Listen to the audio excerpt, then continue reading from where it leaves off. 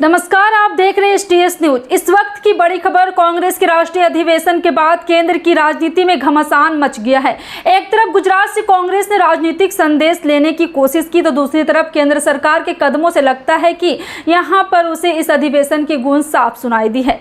अब जी हां, कांग्रेस की अधिवेशन के बाद से मोदी सरकार पर दबाव दिख रहा है और अब इस राजनीतिक हलचल के बीच एक बार फिर ईडी यानी प्रवर्तन निदेशालय की एंट्री हो चुकी है। ईडी ने कांग्रेस नेताओं के खिलाफ एक के बाद एक कार्रवाई तेज कर दी है। नेशनल हेराल्ड मामले में सोनिया गांधी और राहुल गांधी के खिलाफ आरोप पत्र दाखिल कर दिया गया।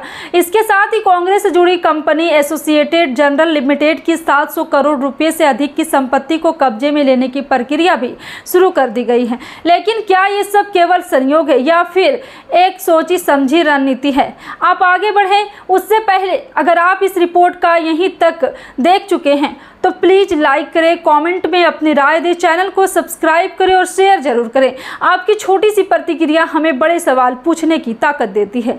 अब बात करते हैं कांग्रेस की प्रतिक्रिया की। कांग्रेस ने इसे साफ तौर पर राजनीतिक प्रतिशोध की कार्यवाही बताया है। पार्टी के वरिष्ठ नेताओं का कहना है कि सरकार विपक्ष की आवाज दबाने की कोशिश कर रही है। राहुल गांधी के हालिया गुजरात दौरे और कांग्रेस के बढ़ते जनाधार से भाजपा में बेचैनी साफ दिखाई दे रही है। देश भर में कांग्रेस कार्यकर्ता सड़कों पर उतर आए हैं। पटना, दिल्ली, मुंबई, भोपाल, कोलकाता जैसे शहरों में युवा कांग्रेस, महिला कांग्रेस और छात्र संगठन NSUI ने जोरदार प्रदर्शन किया है।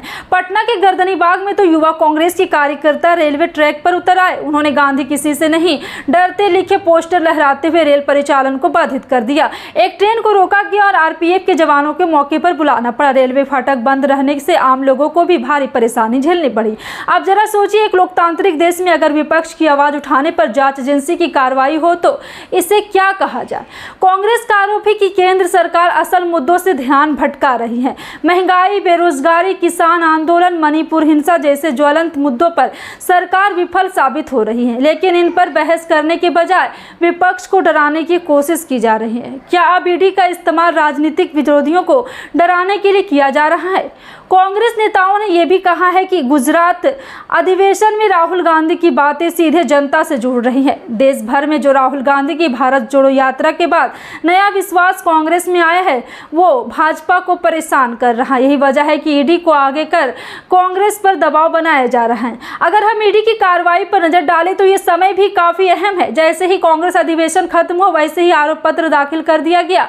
सवाल उठता है, क्या ये महज कोई संयोग है या फिर सरकार का जवाब? पटना के सचिवालय हॉल्ट पर भी कांग्रेस कार्यकर्ता ने रेलवे पटरियों पर बैठकर नारेबाजी की। प्रदर्शन के कारण कई ट्रेनें लेट हो गई।